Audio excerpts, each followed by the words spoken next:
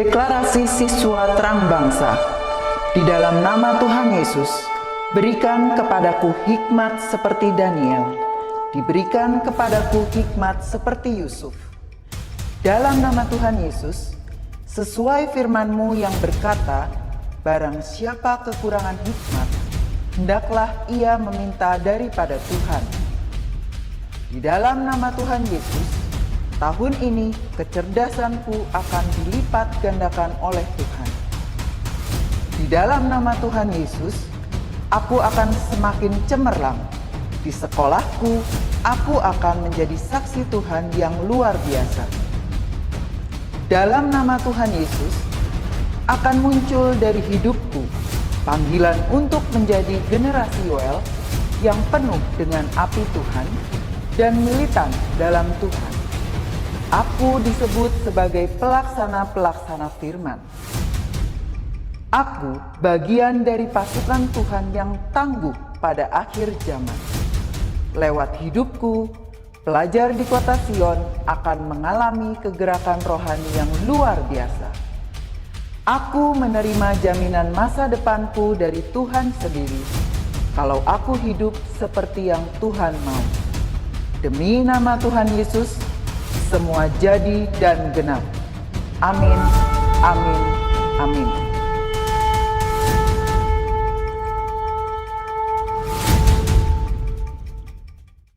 Shalom adik-adik di SD Kristen Terang Bangsa. Pagi hari ini ketemu lagi bersama Kak Kris dari Life God Youth Community.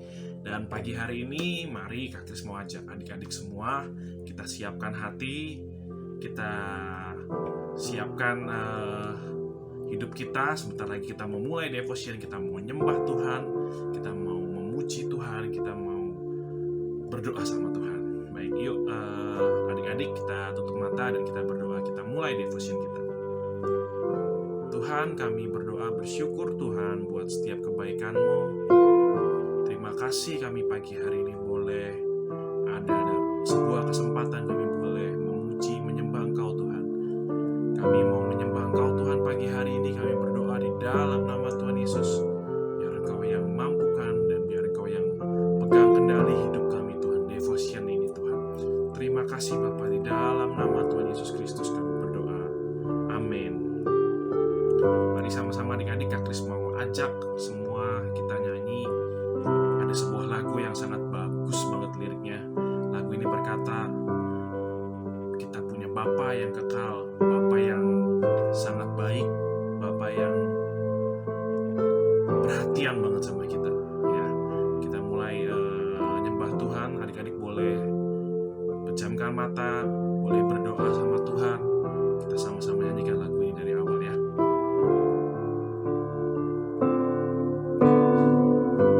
Kasih yang sempurna, kasih yang sempurna telah terima darimu, bukan karena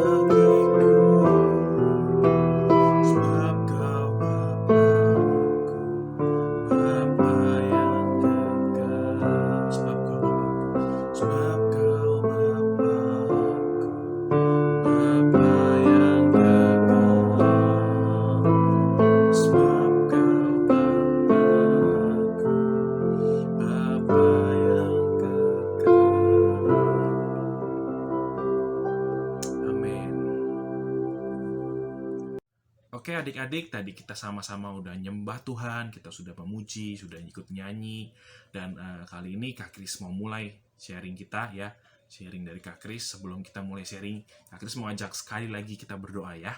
Yuk kita sama-sama lipat tangan kita, tutup mata. Tuhan Yesus, kami bersyukur kami boleh menyembah-Mu Tuhan, dan kalau sebentar Tuhan kami mau mendengarkan firman, kami mau mendengarkan sharing. Kami berdoa Tuhan, biar Engkau bukakan kepada setiap kami telinga yang mendengar, hati yang menangkap setiap apa yang menjadi isi hati Tuhan dalam hidup kami. Kami berdoa biar ada roh hikmat, roh wahyu, pengertian turun atas setiap anak-anak-Mu Tuhan. Biar apa yang keluar dari mulut Kak Kris ini tepat seperti yang Tuhan mau. Terima kasih Bapa, kami bersyukur di dalam nama Tuhan Yesus Kristus. Setiap kita yang siap mendengarkan firman Tuhan berkata, amin. Ya, amin. Pagi hari ini Kak Kris mau ajak adik-adik semua, kita buka Alkitab kita di Lukas ayat pasal 15 ya. Lukas pasal 15 di ayat yang ke-20. Nah, ini dia. Jadi, sebelum kita baca ayat ini, Kak Kris mau cerita dulu. Semua kita sudah pernah baca, ya adik-adik juga mungkin sudah pernah baca cerita tentang anak yang hilang ya. Waktu itu di sebuah rumah ada seorang bapak, dan dia punya 2 orang anak, yang satu sulung dan yang satunya lagi namanya si bungsu. Ya, kita semua pernah dengar ceritanya. Yang bungsu ini akhirnya dia pergi meninggalkan rumah bapaknya itu dan meninggalkan si kakaknya, si sulung itu. Dia bawa uang, dia bawa harta benda punya papanya, dia pergi ke sebuah kota, dia meninggalkan rumahnya ya, dan dia pergi dan dia menghambur-hamburkan uangnya ya. Sampai ingat ya teman-teman semua, adik-adik ingat waktu dia menghambur-hamburkan semua uangnya, dan sampai akhirnya uangnya habis. Singkat cerita, harus persingkat, uangnya habis dan dia nggak bisa makan. Bahkan sampai Alkitab berkata, dia tuh makan dari sisaannya binatang, babi, adik-adik. Jadi dia dikasih tugas, kasih pekerjaan untuk mengawasi babi-babi, dan dia lihat kayaknya makanannya bisa dimakan, makanan babinya, dan dia makan, adik-adik. Ya, sampai karena kelaparan, saking dia nggak punya uangnya sampai segitu. Dan suatu ketika dia lagi di kondisi seperti itu juga, si anak bungsu ini dia lagi kondisi nggak punya apa-apa dan dia kepikiran. Akhirnya dia mikir tuh, wah, di rumah bapak saya dulu kalau saya nggak keluar dari rumah bapak saya tuh punya banyak sekali makanan, punya banyak sekali uang, hartanya banyak, dia bisa beli macam-macam, dia bisa mengerjakan macam-macam. Kenapa saya ini sekarang kelaparan? Dia tuh berpikir seperti itu, ya. Dan akhirnya si bungsu ini dia balik tuh adik-adik, dia balik ke rumahnya. Dan ini ayat yang kita mau baca di sini ya, di ayat yang ke-20. Ini ketika si bungsu itu balik, si bapaknya dia bereaksi seperti ini. Kita baca sama-sama. Lukas 15 ayat 20. 1, 2, 3. Maka bangkitlah ia dan pergi kepada bapaknya. Ketika ia masih jauh, ayahnya telah melihatnya. Lalu tergeraklah hatinya oleh belas kasihan. Ayahnya itu berlari mendapatkan dia, lalu merangkul dan mencium dia. Ya, awalnya memang si anak bungsu ini takut dia, adik. Dia takut, apakah bapak saya ini mau ngampunin saya ya? Apakah bapak saya ini mau nerima saya lagi? Karena saya tuh udah pergi meninggalkan bapak saya udah berdosa. Saya tuh orang yang menghabiskan uang harta orang tua saya menghabiskan, saya berjalan-jalan, judi, mungkin hal-hal yang buruk saya kerjakan. Dia tuh takut adik-adik, dia mau pulang dia takut. Dan dia berkata sama bapaknya, sampai suatu ketika ya tadi, sampai dia kelaparan dan akhirnya dia memutuskan, udahlah, daripada saya di sini juga mati, saya pulang aja lah. Entah gimana bapak saya mau marahin saya atau apa. Tapi luar biasa adik-adik. Ya, seperti lagu tadi di awal juga kita udah sama-sama, kita tuh punya bapak yang kekal. Bapak yang baik, bapak yang luar biasa. Tadi lagu tadi katakan apa?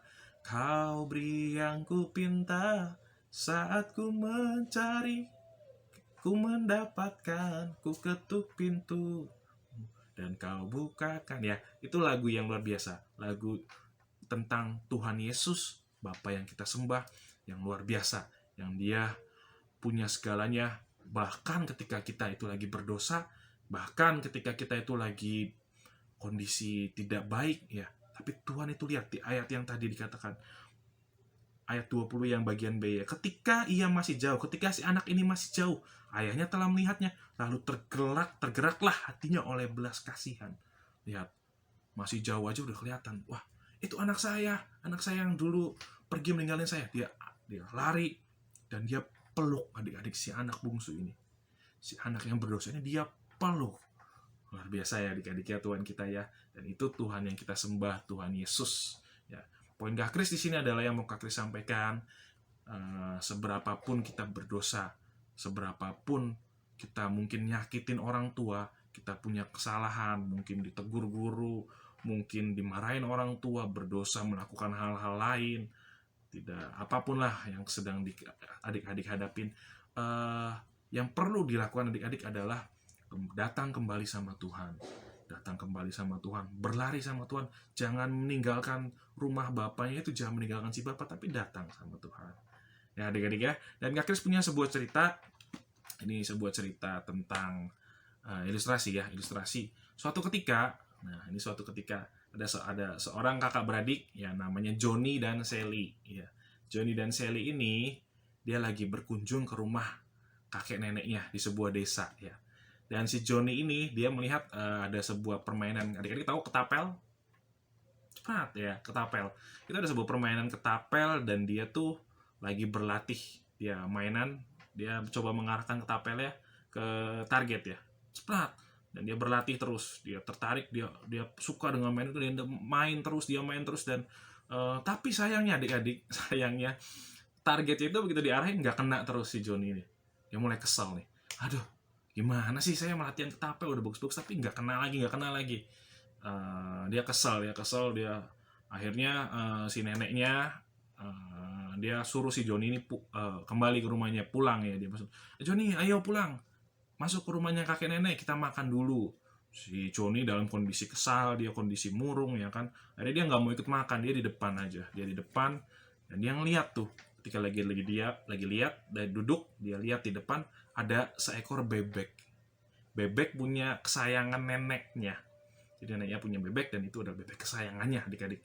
Dia iseng waktu itu. Saking keselnya, kondisi si Johnny ini lagi kesel, dia ketapel ya, dia arahin ke bebek dan dilepas ketapelnya, cepat. Dan ternyata tidak terduga adik-adik, ternyata si ketapel itu kena kepalanya bebek. Dan adik-adik tahu bebeknya mati, bayangin aja ya, gimana perasaan si Johnny waktu itu. Waduh, ini bebek punya nenek saya tembak nggak sengaja, sebenarnya cuma iseng doang karena saya lagi kesel, tapi saya tembak ternyata kena dan mati. Akhirnya dia buru-buru ambil tuh bebek, dia gali lubang ya, dia tutup dengan tanah dan dia tutup dengan jerami supaya tidak ketahuan sama neneknya. Tapi sayangnya waktu itu ada kakaknya si Sally, namanya Sally. Si Sally itu ngeliat dari jauh, wah, si Johnny juga ngeliat, waduh, saya ketahuan kakak saya nih. Waduh, akhirnya. Tapi si Sally dan Johnny ini, si Sally diam. Dia tidak langsung ngomong, dia tidak ngomong sama neneknya. Dia diam, dia jaga rahasianya. Dan suatu ketika sudah lagi makan, si neneknya itu, mereka lagi makannya, kakek, nenek, Sally dan Johnny. Dan mereka lagi makan, selesai makan, si neneknya bilang sama si Sally, kakaknya Johnny ya, Sally, ayo, tolong ini semua dibersihkan. Piring kamu harus mencucinya dengan baik. Tolong ini sebuah cuci. Ya. Tapi si Sally ini pinter, dia ya licik sih, bukan pintar. Dia licik, dia katakan sama si Johnny, sama neneknya, "Nek, si Johnny itu katanya pengen bantu nyuci juga, dia mau belajar nyuci." Terus si neneknya bilang, "Emang bener Johnny?" Si Sally sambil nyolong si Johnny ya, coel-coel sambil bisikin, "Ingat bebek. Ingat bebek, ingat bebek." Akhirnya si Johnny merasa, wah iya saya bersalah. Akhirnya dia mau nggak mau dia cuci semua piringnya ya, Karena apa? Karena perkataan tadi, ingat bebek. Berlanjut, dia masih liburan, mereka masih di rumah kakek nenek dan ada sebuah tugas lagi. Si kakeknya sekarang nyuruh si Sally lagi, "Sally, tolong belikan bahan makanan ini di warung sebelah sana." Warungnya jauh dan Sally itu rada males. Si Sally ini rada licik lagi, dia katakan sama si kakek, Johnny itu dia ternyata dia tuh lagi pengen jalan-jalan tahu, kata si Sally. Oh iya, nah, akhirnya si Sally nyolek sama si Johnny lagi, dicolek lagi, katakannya sama, inget bebek. Adik-adik tahu semua yang dikatakan sama si Joni. Joni dia ngatakan, waduh iya, saya punya salah. Saya ngebunuh bebek saya. Akhirnya dia mau nggak mau dengan kesel lagi dia ambil, dia belanja lagi, dia ngikutin apa. Oh iya, kakek neneknya semua berterima kasih. Dan itu berlaku terus beberapa hari. Tugas-tugasnya si Sally juga, yang lain juga dikerjain sama si Joni. Karena apa? Sebuah perkataan, inget bebek. Ya. Sampai suatu ketika si Joni ini dia kesel dan berkata, udahlah, saya mau ngaku aja, saya udah nggak mau nutup-nutupin. Saya udah capek diginiin, saya pengen ngaku sama nenek saya, bebek ini saya yang bunuh. Ya, bebeknya saya yang bunuh dan saya sudah kubur. Saya mau ngaku. Akhirnya dia datang sama neneknya. Dia bilang sama neneknya, nenek, Joni mau ngaku sama nenek. Joni itu nggak sengaja ngebunuh bebek kesayangan nenek. Dan sudah itu. Dan yang dilakukan neneknya apa? Marah? Apa kamu Joni? Nggak, adik-adik. Tidak. Jadi si nenek itu dia dengan lembut, dia dengan ketawa dia berkata, dia senyum-senyum dia berkata, oh iya nenek sudah tahu sebetulnya. Si Joni kaget. Lo kok bisa nenek? Lah, nenek itu tahu ketika kamu lagi nggak main ketapel terus kena kepalanya bebek, itu nenek tahu sebetulnya. Nenek tuh di depan jendela ngeliatin kamu. Dan nenek sudah tahu kejadian itu. Yang nenek perlu adalah kamu perlu datang dan meminta maaf. Itu udah cukup buat nenek. Tapi kenapa kamu merasa kamu mau aja dikerjain sama si kakakmu, sama kakak kamu tadi tuh loh, sama si Sally? Kenapa kamu mau dikerjain? Beralasan segala macam ya. Dan si Joni akhirnya dia tertunduk lesu dan berkata, ya sudahlah, mau sudah terjadi. Poin yang kritis adalah di sini adik-adik, kita semua orang semua punya masalah, kita punya dosa ya. Entah dosa apa yang sedang adik-adik kerja yang lagi, mungkin ada yang orang lain belum tahu tapi adik-adik tahu ya. Itu dosa yang tersembunyi, dan adik-adik yang perlu adik-adik lakukan, jangan pernah mau dibisikin sama iblis. Ingat bebek ya. Ya Sally itu berbicara ya tentang kayak iblis ya. Iblis itu sukanya ngasih ngasih ancaman, ngasih intimidasi dan sebagainya. Jangan lupakan. Yang perlu kamu lakukan adalah datang sama si nenek, datang sama Tuhan ya. Ngaku dosa sama Tuhan. Tuhan, saya berdosa, saya ngaku saya melakukan ini. Dan lihat, Tuhan itu seperti nenek tadi, dia tangan terbuka dan dia berkata, oke, saya akan mengampuni kamu, saya sayang sama kamu, saya mencintai kamu. Itu juga Bapa kita. Seperti tadi di Alkitab dikatakan Bapa kita tuh ketika kita masih jauh ya, kita dalam kondisi masih jauh dan kita tuh dikejar sama Bapa, dipeluk. Luar biasa. Itu aja sharing dari Kak Kris pagi hari ini, semoga menjadi berkat dan kita tutup dalam doa ya. Terima kasih Tuhan, kami bersyukur buat sharing kesempatan pagi hari ini. Kami belajar dari kisah Joni, kami belajar dari kisah di Alkitab juga Tuhan, seperti anak bungsu yang perlu kami lakukan ketika kami melakukan salah adalah mengaku salah Tuhan. Kami mengaku berdosa dan kami datang kepadamu Tuhan. Kami percaya Engkau Tuhan yang penuh kasih, Engkau Tuhan yang penyayang dan mengampuni dosa setiap kami Tuhan. Kami bersyukur Tuhan buat pagi hari ini. Kami bersyukur dan berterima kasih. Di dalam nama Tuhan Yesus Kristus, setiap kita yang percaya berkata, amin. Shalom, selamat pagi.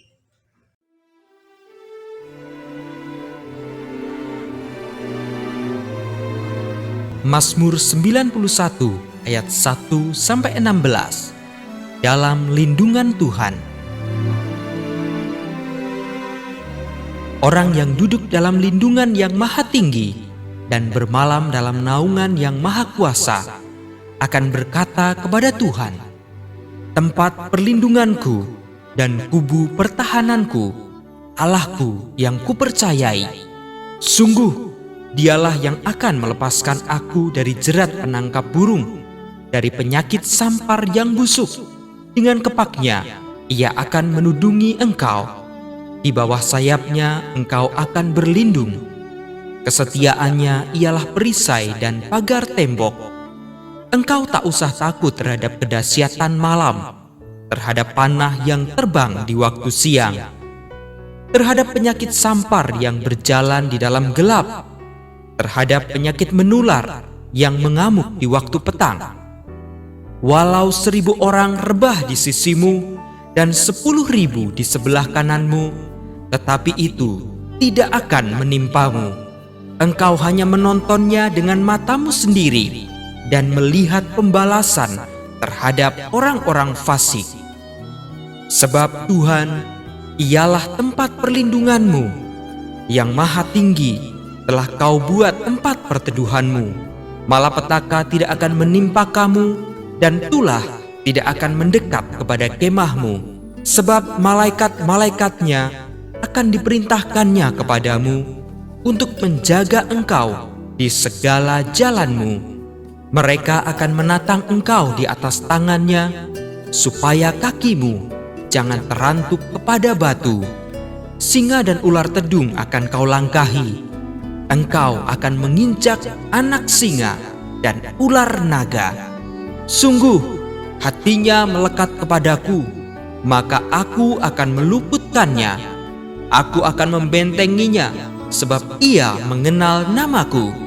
Bila ia berseru kepadaku, aku akan menjawab. Aku akan menyertai dia dalam kesesakan. Aku akan meluputkannya dan memuliakannya. Dengan panjang umur akan kukenyangkan dia, dan akan kuperlihatkan kepadanya keselamatan daripadaku. Amin.